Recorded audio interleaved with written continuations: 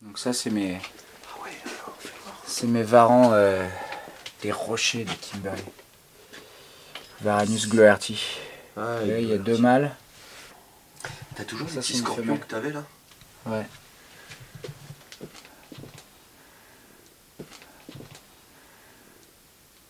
Ça pique les yeux. Ouais. Ouais, ça déchire. C'est quoi au niveau de la taille C'est adorable. adulte? Ouais, ça fait... Hexamonticus? Non, mais non, c'est vachement fin. Ça. Le tête cloaque, ça fait à peu près 30 cm, quelque chose comme ça. Et puis après, t'as ça de queue, quoi. Donc ça fait 70-80 cm, mais avec un corps tout petit, quoi. Ouais.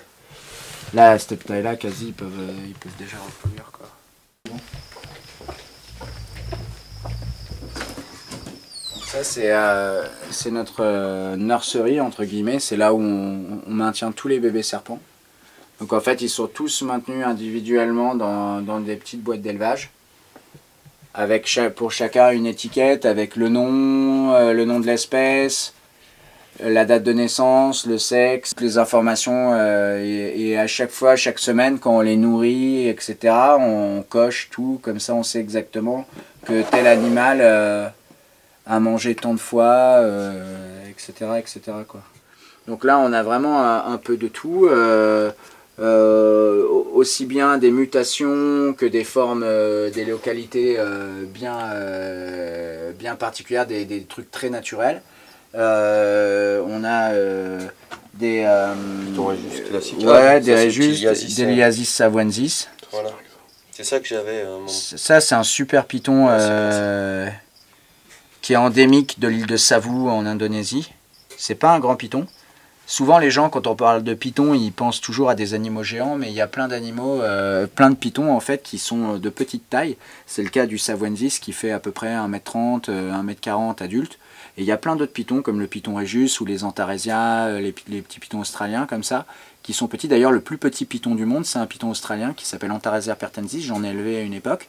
Et mes femelles adultes, elles faisaient une 60aine de centimètres. Je les avais lovées sur les œufs dans le creux de la main, quoi. Donc, et c'était un python. Donc souvent les gens pensent que c'est des...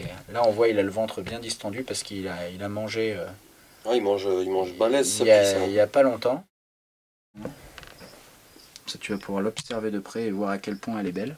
Putain, c'est la grande Ah, ça c'est les supraclasses et elle existe en phase blonde. T'as vu en plus les caillures et tout ça. Ah ouais, non, mais c'est... Bogertophis subocularis.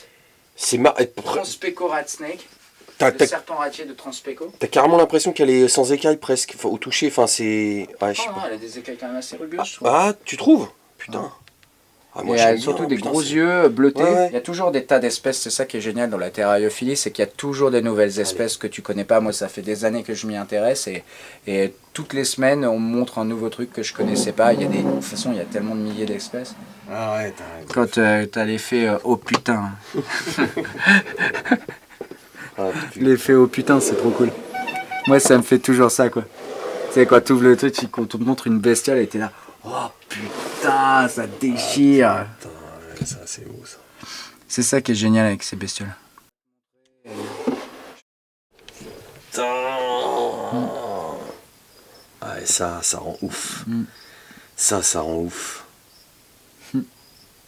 C'est quoi en fait? C'est un... Ça c'est un boa constrictor à Black Stripe. Ouais, c'est ce qu'on sort avec Stéphane. Je pense qu'à la base ils viennent d'Amérique centrale en fait. C'était du boa type Amérique centrale. C'est les gens de 2m50 Stokos Non, au contraire, non, c'est du tout petit. C'est comme du mexicain et tout ça, c'est des bottes.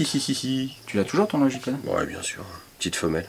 Pareil, elle est bloquée dans sa mue, mais elle mange régulièrement, elle est cool. Je sais pas si on voit bien là l'espèce de petite terre qu'il y a là. C'est le taurus, c'est ça? Ouais, ça on met ça maintenant nous. Donc c'est un acarien qui mange les acariens des serpents. Bah, t'en as là, tu vois, sur l'espèce de petit sable et t'en as juste devant sa gueule. En fait c'est de la vermiculite et en fait on fait des tests. Et donc nous maintenant on utilise ça en préventif pour éviter d'avoir des parasites sur nos serpents. On met tout le temps des prédateurs dans les boîtes à des cycles bien réguliers.